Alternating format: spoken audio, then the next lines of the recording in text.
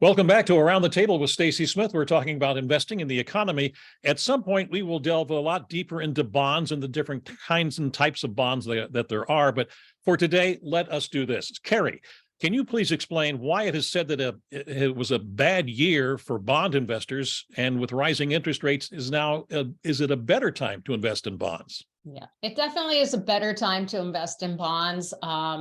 And when we look at why bonds didn't perform and the degree to which they didn't perform is, for a lot of investors, actually very shocking. We've not, experienced this.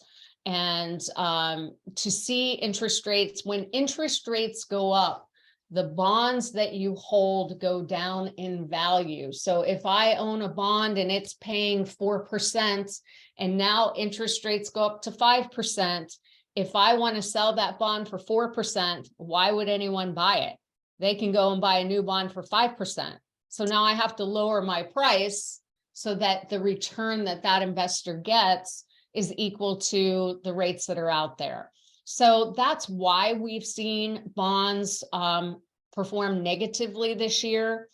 The hard part about this is that conservative investors invest in bonds, and they're not used to seeing the types of negative returns that we've experienced across the scope of bonds this year. What I would say to those investors is that when we look at where we sit today, the past is the past. My fear is that people are going to look at their asset allocations and say, oh, bonds didn't work, now's the time to get out, when that's exactly not what we're anticipating. We actually think that bonds are a good investment right now. And, when you look at asset allocation, we can see if what is projected to happen, that we go into a recession, depending on how deep, and we start to see interest rates come down, bonds can make money on that.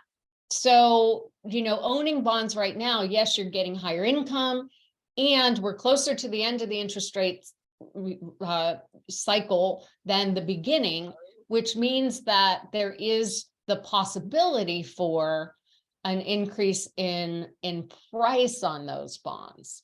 So, reverse it. If I own a bond at 5% and now new bonds are at 4%, guess what? I'm going to ask for more money on my 5% bond if I want to sell it.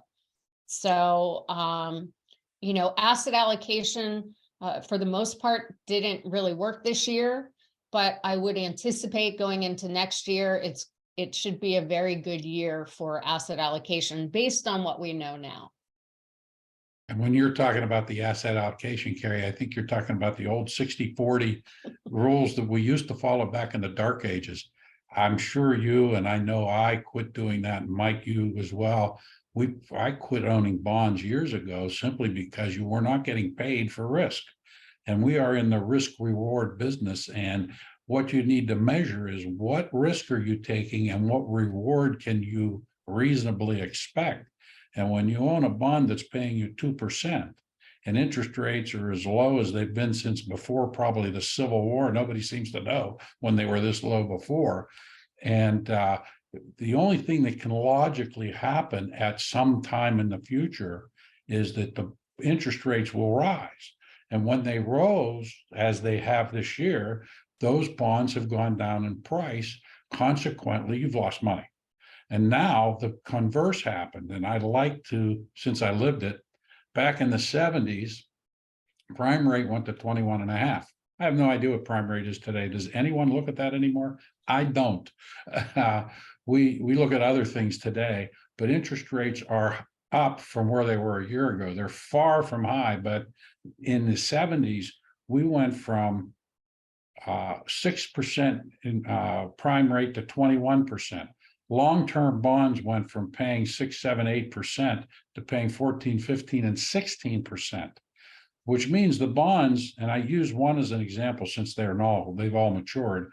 I used to deal in General Services Administration bonds. That is the agency of the federal government that builds and maintains government buildings. They're guaranteed by the full faith and credit of the federal government. I used to sell an 8% bond at par. which was wonderful at the time until prime rate went to 21.5. And when prime rate got to 21.5, which no one expected, me included, and I'm still shocked by it. And those bonds got to 55 cents on the dollar. So you could buy those, if you wanted to sell those bonds, you'd get 55 cents on that 100 cents that you paid for them merely a couple of years before. And everybody said, I thought they were guaranteed by the government. The interest is guaranteed by the government. They matured in 2003. All right. And 20 years later, 20 years, I guess that was 30, over 25 years later, that you would get 100 cents on a dollar. But in the meantime, they were 55 cents.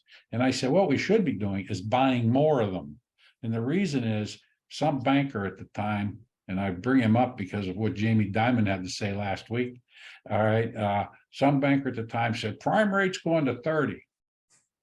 And my father always said, never listen to a banker, a lawyer, an accountant, or a doctor for business advice of any kind. Bankers don't know how to take risk. Lawyers see all the bad things in the world, so they don't want to take risk. Accountants see most of the bad things in the world, so they don't want to take risk. And doctors are too busy being doctors to know what to say. And he said, so when a banker says something, figure it's wrong about something other than banking.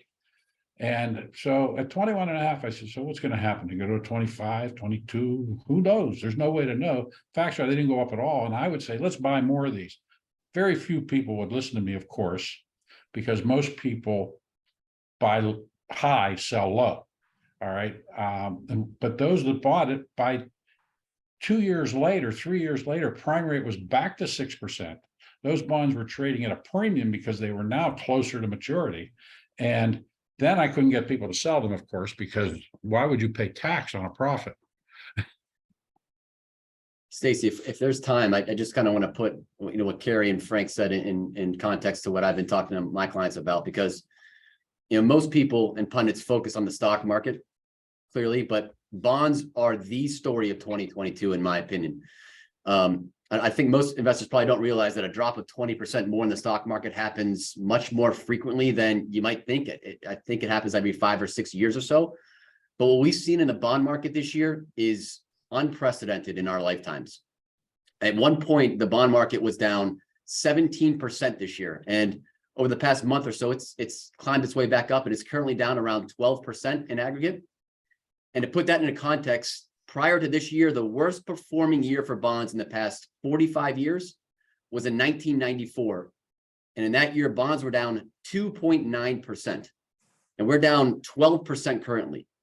You have to actually go all the way back to 1931 in the Great Depression to see the bond market perform as poorly in a one-year period as it did this year. So that, to me, is by far the biggest story of the investment world in 2022, more so than the stock market. Just so I understand and our viewers understand, when you talk about a decline in the percentage decline that you're speaking of, you're talking about the price of the bond. That's correct. Because interest rates moved up so rapidly this year, bonds lost a tremendous amount of value. We started with interest rates at near zero and moving up to about 4%, which is where the Fed rate is right now. That is a drastic move in a 9, 10, 11 month period. And that's why the bond prices have come down so dramatically this year. Okay. I want to continue on bonds in just a moment, but we have to take a break, and we'll be back in just a moment.